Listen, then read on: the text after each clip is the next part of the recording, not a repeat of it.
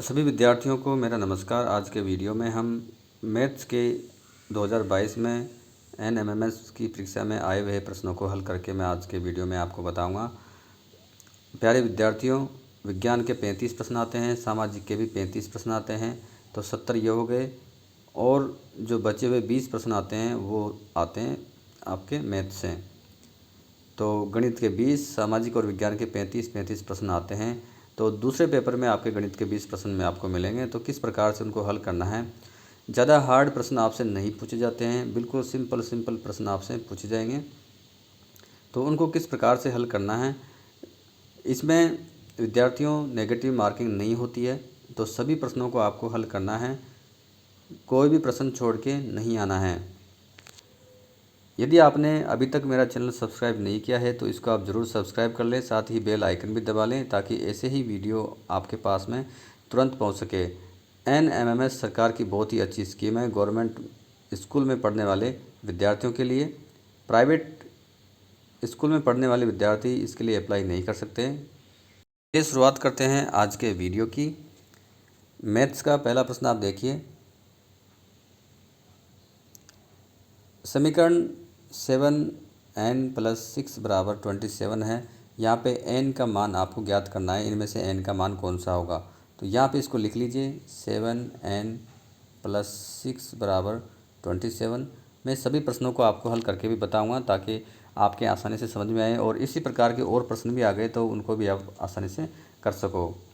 तो यहाँ पे अपने को जो 6 है, 6 को इस तरफ ले जाना है 27 के पास में। यहाँ 6 प्लस का है, इधर हो जाएगा 6 माइनस का। तो 7n बराबर हो जाएगा 27 - 6, कितना बचेगा 21 बचेगा।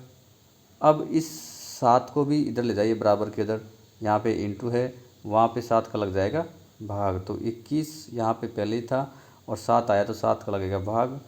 तो कितना बार जाएगा भाग इसका, 3 बार। तो पहले प्रश्न जो है इसका सही आंसर है 3, 2 नंबर का। यहाँ पे n का मान कितना आएगा, 3 आएगा। इस प्रकार से हल करके भी सभी को बताऊंगा ताकि आसानी से आप ये कर पाओ। इसका सेकंड क्वेश्चन देखिए मैथ का, जिसका नंबर है 162। 28 का समपूरक कोण का मान क्या होगा। समपूरक कोण विद्यार्थियों वे होते हैं जिन कोणों का योग 180 होता है। तो 180 में से यदि हम 128 को घटा देंगे तो इसका समपूरक कोण आ जाएगा। दोनों का योग कितना होता है, इन दोनों का योग होता है 180। तो 180 में से 128 को घटा दीजिए, कितना बचेगा 52। तो 52 128 का क्या होगा, समपूरक कोण। ये दोनों कोण आपस में क्या है, समपूरक। इन दोनों का योग कितना होता है 180। तो जिन दो कोणों का योग 180 होता है उनको कहते हैं समपूरक कोण, और जिन दो कोणों का योग होता है 90 डिग्री उनको हम कहते हैं पूरक कोण। तो पूरक और समपूरक का आपको ध्यान रखना है। पूरक कोण का योग 90 डिग्री होता है जबकि समपूरक कोण का योग होता है 180। इसके बाद अगला प्रश्न देखिए। चतुर्भुज ABCD में C का मान क्या है। जो यहाँ पे ABCD है, 4 कोण हैं, चतुर्भुज है। तो यहाँ पे आपको ज्ञात करना है कि जो ABCD यहाँ पे कोण है उनमें C कोण का मान कितना है। तो A का 110 है, B का 120 है, C का ज्ञात करना है, और D का कितना है 50। तो जो चतुर्भुज के चारों कोण होते हैं उनका योग होता है 360। अब यहाँ पे देखिए 4 कोणों का योग 360 है, तो इन तीनों कोणों का योग कर लीजिए और उसको 360 में से घटा लीजिए। जितना भी आ रहा है वो आपका आ जाएगा आंसर। तो 120 और 110 को जोड़ दीजिए आप। 120 और 110 कितने में 230। 230 में आप जोड़ दीजिए 50, कितना हो जाएगा 280। तो 360 में से हमें घटाने हैं 280। तो कोण C का मान आ जाएगा, कितना बचा, ये बचा 80 डिग्री। तो सही आंसर क्या है इसका, 2 नंबर का 80 डिग्री आएगा इस प्रश्न का उत्तर। यदि यहाँ पे त्रिभुज होता और त्रिभुज के 2 कोण दे रखे हैं और तीसरा ज्ञात करना है तो दोनों कोणों को जोड़कर 180 में से आपको घटाना है। त्रिभुज के तीनों कोणों का योग 180 होता है जबकि चतुर्भुज के चारों कोणों का योग होता है 360। तो ये चीज़ आपको आनी चाहिए और ऐसे प्रश्न बहुत बार पूछ लिए जाते हैं। आगे देखिए, मान ज्ञात कीजिए। क्या है, 3 की घात 2 है, 3 की घात -5 है, और 3 की घात कितनी है 6। तो यहाँ पे इनका मान कैसे ज्ञात करना है, ये बहुत ही आसान सवाल होते हैं। इस प्रकार के जो सवाल होते हैं बहुत ही आसान होते हैं, बस थोड़ा सा दिमाग लगाना है। यहाँ पे प्लस की घात वाले 2 है, इन दोनों को जोड़ दीजिए। जब गुणा करते हैं तो घातें जुड़ जाती है। तो 3 की घात प्लस की 2 है, प्लस की 6 है, तो प्लस की घात कितनी होगी 8 इंटू 3 की घात -5 है। अब गुणा करेंगे तो घातें जुड़ जाएगी वापस। तो देखिए 3 की घात कितनी हो गई, प्लस की तो कितनी है 8 है, माइनस की कितनी है 5, तो कितनी बचेगी प्लस की 3। तो 3 की घात 3 का मान कितना होगा, यानी 3 इंटू 3 इंटू 3, 3 बार लिखना पड़ेगा, इंटू करेंगे तो 3 गुणा 3 करेंगे 9 आएगा, 9 गुणा 3 करेंगे तो 27 आएगा। तो इस प्रश्न का उत्तर विद्यार्थी होगा 27, 1 नंबर का। सभी प्रश्नों को हल करना आपके लिए अनिवार्य है। हल करके देखिए, अपनी कॉपी उठाइए, पेन उठाइए, हल कीजिए, तब जाके आप निकाल पाओगे, क्योंकि प्रैक्टिस बहुत ज़रूरी है। यदि हम ऐसे ही देखते रहेंगे, हल नहीं करेंगे, तो हमारी प्रैक्टिस ठीक प्रकार से नहीं होगी और वहाँ पे हमें एग्ज़ाम में प्रॉब्लम हो सकती है। अगला प्रश्न देखिए, 165वां प्रश्न है। यदि वृत्त की परिधि 132 सेंटीमीटर है तो वृत्त की त्रिज्या क्या होगी, त्रिज्या ज्ञात करनी है। तो वृत्त की त्रिज्या और परिधि में जो संबंध होता है, वृत्त की त्रिज्या कैसे ज्ञात करते हैं वो भी मैं बताऊंगा आपको। तो परिधि का सूत्र होता है 2πr और परिधि कितनी है 132। तो r का यदि मान ज्ञात करना है तो 132 को यहाँ लिख देंगे, गुणा करेंगे। पाई का मान कितना होता है, पाई का मान होता है 22/7, तो इधर इसको उल्टा लिखेंगे 7/22 इंटू 2 था, 2 को लिख देंगे नीचे, यहाँ लिख दें 2 को ये। तो इस प्रकार से इसको करेंगे। तो देखो 22 का भाग इसमें कितनी बार जाएगा, 6 बार। 6 गुणा 7 कर लो, 6 गुणा 7 42 आए, 42 भाग देगा 2 का, तो कितना आएगा 21। तो इस प्रश्न का विद्यार्थी उत्तर है यहाँ पे 21 सेंटीमीटर की इसकी त्रिज्या होगी। यहाँ पे देखिए प्रश्न नंबर 166वां, 3, 7, 8 और यहाँ पे खाली स्थान है 9 और 0 ये लिखा हुआ है। और यहाँ पे पूछा गया कि रिक्त स्थान में कौन सा अंक लिखें कि संख्या 9 से पूर्णतया विभाजित हो जाए, यानी इस संख्या में 9 का भाग जाना चाहिए। तो 9 का भाग उसी संख्या में जाता है जिन संख्या का योग 9 से डिवाइड होता है, यानी उसमें 9 का भाग जाता है। तो यहाँ पे पहले सभी अंकों को जोड़ लीजिए, 3 और 7 10 और 8 18, 18 और 9 27, तो 27 इसका योग हो चुका है। अब देखो 27 में क्या 9 का भाग जाता है, बिल्कुल जाता है। 27 9 से विभाजित है तो ये संख्या भी 9 से विभाजित होगी। तो यदि यहाँ पे अपन 0 लिखें तो भी इसमें 9 का भाग जाएगा, लेकिन 0 तो ऑप्शन में है ही नहीं अपने यहाँ पे किसी में। देखिए 5 है, 10 है, 9 है और 2 है, तो इनमें से कौन सी संख्या आएगी। तो 0 तो नहीं लिख सकते, तो यहाँ पे 9 लिख देते हैं। यदि इसमें अपन 9 और जोड़ देंगे तो कितना हो जाएगा ये 36, और 36 में भी भाग जाएगा विद्यार्थियों 9 का, 4 बार जाता है, तो इस संख्या में 9 का भाग जाएगा। तो यहाँ पे 0 भी लिख सकते हैं और 9 भी लिख सकते हैं। 0 और 9 दोनों ही सही आंसर है, लेकिन अपने ऑप्शन में 0 नहीं है तो इसको नहीं लिखेंगे अपन। सही आंसर क्या होगा यहाँ पे 9, जो है 2 नंबर का ऑप्शन। यदि यहाँ पे 9 लिख दें तो इसी संख्या 9 से विभाजित हो जाएगी। आंकड़ा 8 को मिलान चिन्ह में प्रदर्शित किया जाएगा। तो मिलान चिन्ह में अपन ऐसे लिखते हैं, जैसे मान लो 5 लिखना तो अपन ऐसे लिखेंगे 1 2 3 4, और फिर एक संख्या से काट देते हैं 5, 4 सीधी लाइन, एक आड़ी लाइन, 5 हो गए। अब कितने करने थे अपने को 8, फिर करेंगे 3, 5 तो हो गए, 6 7 8, इस प्रकार से लिखेंगे। तो तीसरा ऑप्शन इसमें सही है। यदि 10 लिखते तो फिर यहाँ पे बढ़ाते अपन, जैसे 10 को ऐसे लिखेंगे 1 2 3 4 5 6 7 8 9 10, ऐसे लिखते हैं। 5 लाइन को काटते हैं, 4 सीधी लाइन, 5 लाइन को काट देंगे। अगला प्रश्न देखिए, यहाँ पे भिन्न दे रखी है आपको 26/52।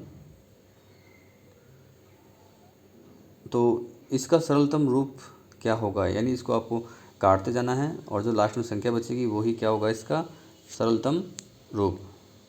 तो 26 का यदि आपको टेबल आती है तो 26 से कम 26, 26 दूना 52, तो 1/2 इसका आंसर आ रहा है। तो कौन सा ऑप्शन सही है, 2 नंबर का ऑप्शन सही है। फिर देखिए अगला प्रश्न, 1 की घात 0 लिखिए और इसका मान पूछ रहा है, इसका मान क्या है। तो प्यारे विद्यार्थियों, यदि किसी भी संख्या की घात 0 है, किसी भी संख्या ले लो, कोई आंकड़े ले लो, किसी की भी घात 0 है तो उसका मान क्या होगा? उसका मान होगा 1। ये आपको हमेशा याद रखना है। कहीं भी आपको 0 घात दिखाई दे रही है तो उसका मान आपको 1 लिख के आ जाना है आंख बंद करके। तो यहाँ पे इसका भी 2 ऑप्शन सही है।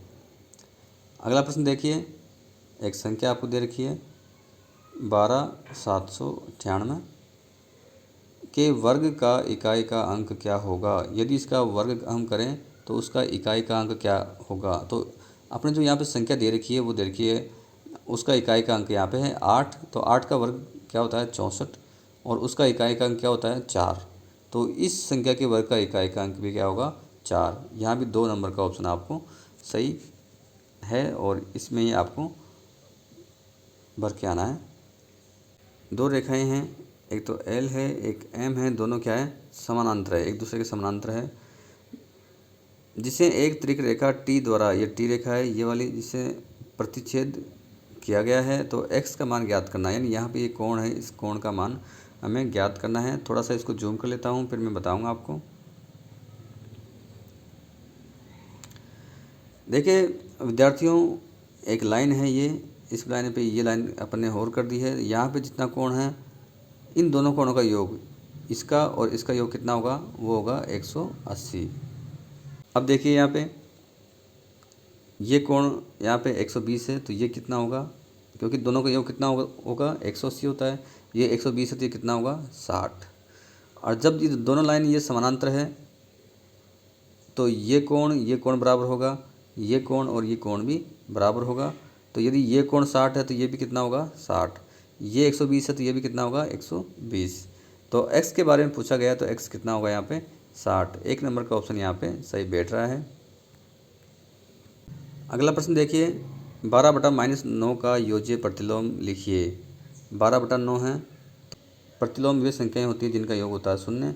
तो 12/-9 है, ये संख्या प्लस की है तो ये हो जाएगी माइनस की। तो जब जाके इनका योग क्या होगा? 0 होगा। तो यहाँ पे कौन सा विकल्प सही होगा? यहाँ पे देखिए आप, ये माइनस से माइनस कट जाएगा, तो कौन सा ऑप्शन सही बेटा? 1 नंबर का 12/9। 12/9 और यहाँ पर 12/-9 को यदि आप जोड़ोगे, इन दोनों को योग करोगे आप, तो कितना आएगा? 0। तो ये होता है योज्य प्रतिलोम। यदि मान लो 4 है तो उसका योज्य प्रतिलोम क्या आएगा? -4, क्योंकि दोनों को जोड़ने पे क्या आना चाहिए? 0 आना चाहिए। तो योज्य प्रतिलोम में आपको ध्यान रखना है, जो भी संख्या दे रखी है उसका उल्टा होगा। यदि वो प्लस की है तो वहाँ पे माइनस लिख देना है। किसी सप्ताह का तापमान निम्न है, यहाँ पे 12 ये तापमान दे रखा है, 12, 20, 21, 19, 19, 21, 21। तो यहाँ पे जितनी भी संख्याएं, इन सभी संख्याओं को आपको जोड़ना पड़ेगा। और उसमें कितनी संख्या है फिर? ये 1, 2, 3, 4, 5, 6, 7, 7 का भाग देंगे तो इन सभी संख्याओं का योग कितना आ रहा है? डिग्री सेल्सियस आगे लिखा है, इससे आपको कोई मतलब नहीं है। आपको यहाँ पे जितनी भी संख्या है उसको जोड़ लेना है, या इसका योग आएगा 133। और इसमें भाग देंगे हम, कितनी संख्या है यहाँ पे? 7। 7 का भाग देंगे तो कितनी बार जाएगा? ये जाएगा 19 बार। तो 19 डिग्री सेल्सियस इसका सही आंसर है। यहाँ पे भी 2 नंबर का ऑप्शन आपके सही बैठ रहा है। प्यारे विद्यार्थियों, हमारे चैनल को ज़रूर सब्सक्राइब कर लीजिए आप, क्योंकि ऐसे ही वीडियो हम आपके लिए लाते रहते हैं। यहाँ पे देखिए हल करना है,